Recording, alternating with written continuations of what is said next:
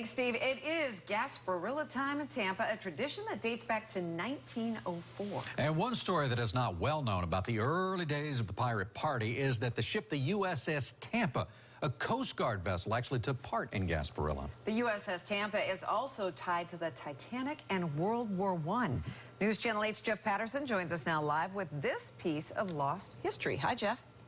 Hey, good evening, Keith and Stacy. Yeah, what a story this is. This American Legion post at Kennedy and Dale Mabry, you probably passed it 1,000 times, maybe more. It honors the memory of the USS Tampa.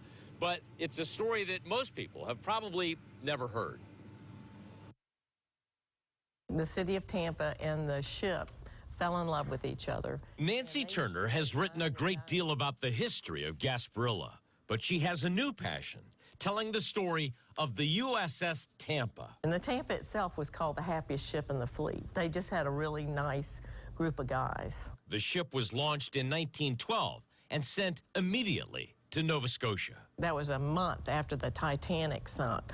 So they sent her up there to identify where the icebergs were. But ship and crew spent winters in Tampa. And they used to get wined and dined. There wasn't much going on in Tampa. So, you know, when that ship came into town, it was a big deal.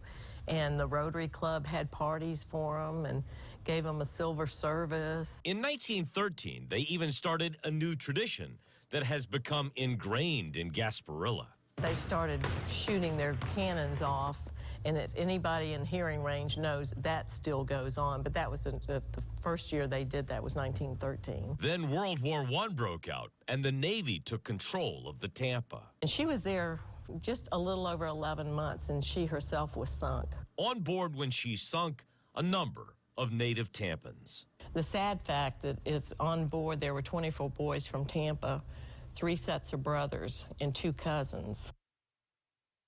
Yeah, so there is a memorial to the Tampa in Gibraltar. There's one in Arlington National Cemetery. But other than this American Legion post, really nothing here in this city. Nancy Turner has worked to change that, and soon they will open an exhibit at the Tampa Bay History Center to commemorate the history of the USS Tampa. Back to you guys. Well, good for you, Jeff, for echoing like a cannon their history and trivia so we can all remember. We appreciate that. Thank you. And a reminder